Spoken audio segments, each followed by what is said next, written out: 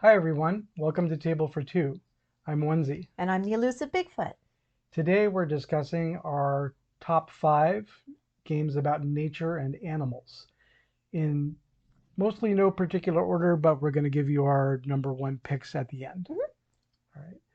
So before we get started, do you have any honorable mentions? I don't know, do I? Do you? Do I? Do you? I think I do. Do you? Do. Do you? Yes. Okay. My honorable mention for animals is Jaws. Jaws is a great game where it takes place over 2 phases. The first phase is Jaws is swimming around the island, and Brody and the sheriff, and I'm missing one person. Captain. Yep, that guy. Captain. They're gonna. There's 3 characters who are going to be looking for the shark, while the shark is swimming around the island eating swimmers. So you're trying to combination of capture the swimmers and find Jaws, because the longer that the shark is swimming around, the more cards and abilities they get to use in the next round. And then on the next round, you flip the board over, and then you are Jaws, the shark, is trying to eat the boat and eat the 3 characters while you're trying to stop the shark and survive, basically. So that is Jaws. Jaws is fun. Any more honorable mentions? Nope. Nope, that's the one. That's it. All right. So I guess I'll go first on one of my mentions. For animals in nature, I think this fits into the nature part of it, is parks. Oh, parks, that's a good one. Parks is a game where you're basically hikers walking on a trail. You discover national parks and collect the cards for national parks. And you have different abilities you can use while you do that, and you gather resources. The little resources are beautiful looking. Water, little wooden water and wooden sunshine, wooden animals, things like that. So, parks. Yeah. One thing I also want to say about that game is that Game Trays made the insert for that game. Game Trays is really famous for their games fit exactly right into a box, so things don't rattle around. And so, I mean, it's a puzzle on its own just to figure out how to put everything back the first time, but then it's really obvious when you look at it. Like I said, everything just fits so beautifully in that small box. So, okay, my game is Isle of Cats. You are going to this island where this evil person is trying to steal all the cats and, I think, destroy the island. And so you're trying to rescue as many cats as you can and put them on your boat.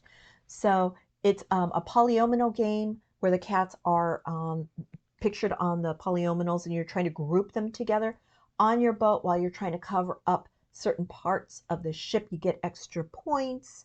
There's a drafting element as well, so you're passing your cards back and forth to see which ones you want to keep and then play. Such a fun game.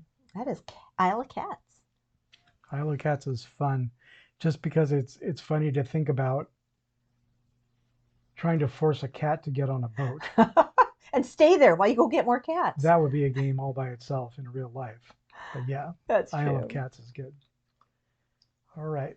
So my next game up is Takenoko, which is basically a game about pandas and bamboo.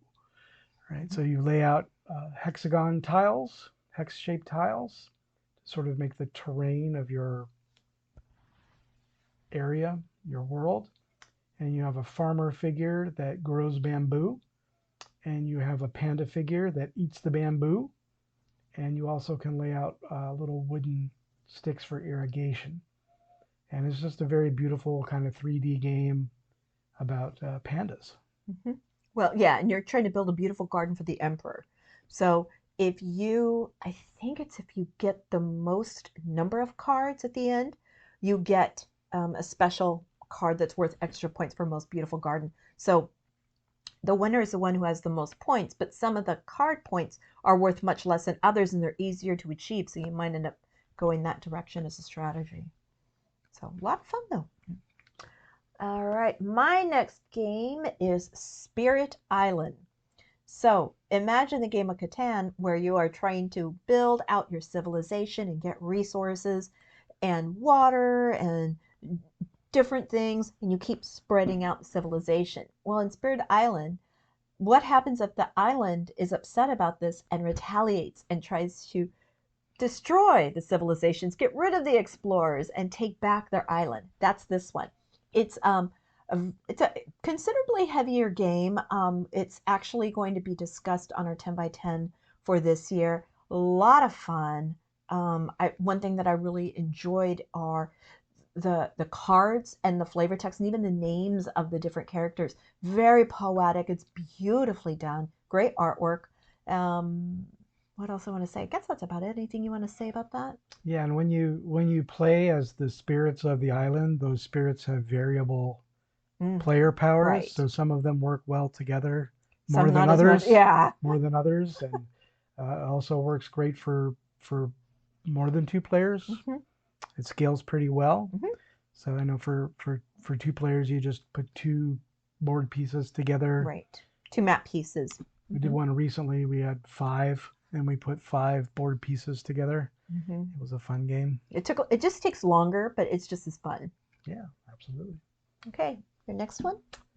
My next one up on the list is Meadow. Ooh, nice. So that's a nature game, and it's a card game. There are cards for the different seasons. No, there are cards for the different directions. Yes. North, south, east, west. Yes. And then you switch the cards around depending on halfway through, what part of the game you're in.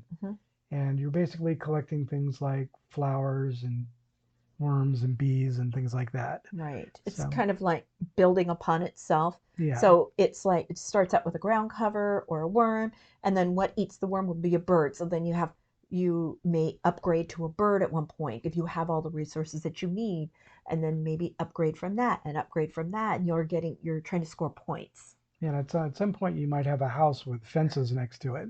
But like you said, you just start with something very simple. Right. Love that game. All right, my next one is First Rat.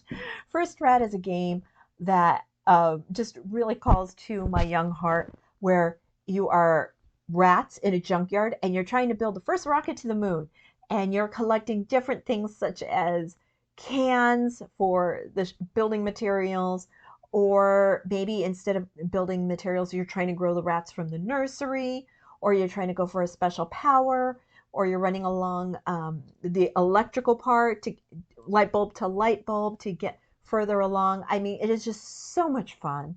It's just so lighthearted, but if you flip the board over, instead of playing with the specialty places you're trying to get to, you can kind of mix up the tokens and create your own board. So it has a great variable, great replayability.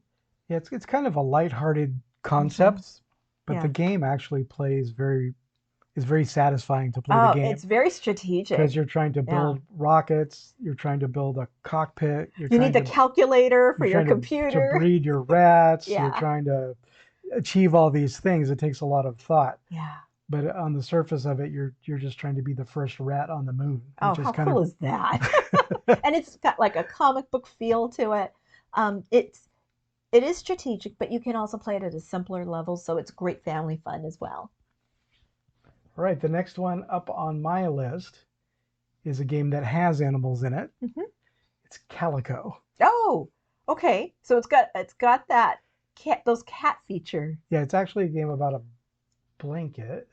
It's a calico quilt. Calico quilt that you're building. Right, but as you put the tiles together to build the quilt, sometimes you will be able to gather cats, and the cats are worth extra points. Right. Cats like certain patterns.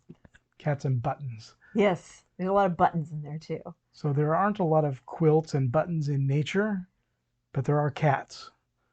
Cats are in nature. Cats are in nature. And apparently cats love calico quilts. Yes. Cats love to be anywhere that you want to be. That's a very good point. Okay. My next game is Ark Nova. You're trying to develop the best zoo ever and get people to come to it. You get certain points for having certain kinds of animals. or you can do sponsorships, or you can do research. It is a bit of a table hog. It is a big board game, but it is so much fun. And just like, a couple of games that are out there, you're trying to cross a path. So you're trying to build, it's not prestige, but there's not respect. I can't remember what it is. There's 2 tracks. You try to cross them. Once you cross them, it triggers the end of the game. Whoever crosses the furthest will win. All right, that's Ark Nova. All right, so I have to ask our official Elusive Bigfoot moderator, how many games have we done so far each? Of Ark Nova or what? No, of our list. I've done 1 honorable mention and 4 other games. 2, 3, 4. Yeah, so we're on number 1. What's your top pick? All right, so that brings us to number 1. And my number 1 for animal game is one that you might not think is yak. Oh, that's so good. I love that game. Because a yak is an animal. It is. And you have these little wooden yaks that are hauling carts behind them. And they're circling around the board delivering goods. So you buy and sell goods from the yak cart. And then you use that to build a wall. Because, why wouldn't you? Why wouldn't you want to build a wall? And whoever builds the best wall by the end of the game gets the most points. Right. And you can gain certain points by having the stones of your walls, they're square stones, be a certain color or in a certain pattern. So that is so much fun. I love that game. Resource collection, set collection, trading. It's good. All right. My number 1 game is something that was mentioned. It is Meadow. We love this game. When we first discovered this at the convention Dice Tower West, everybody was playing this. And the only way that Onezie and I were able to play this game was to wait until like 11 at night when there was nobody playing it, and we would jump on it. And we played it almost every single night. And finally, when I got home, I'm just buying this.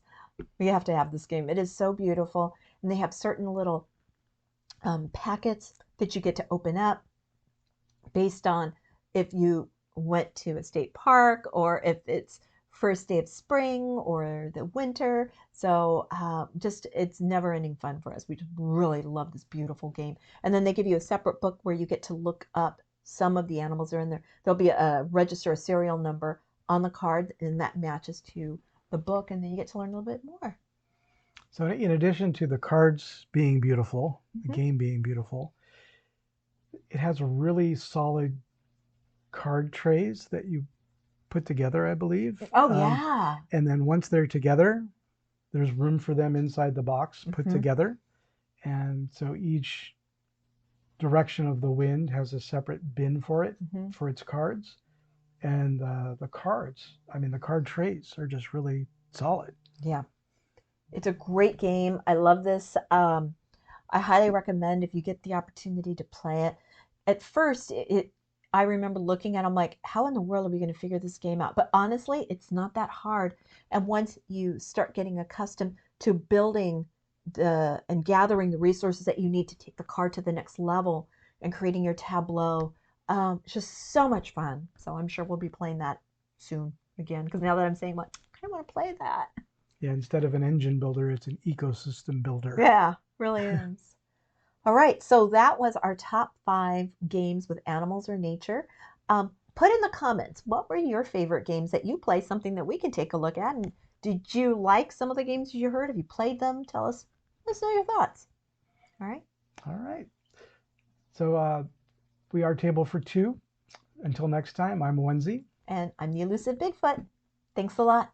Bye-bye.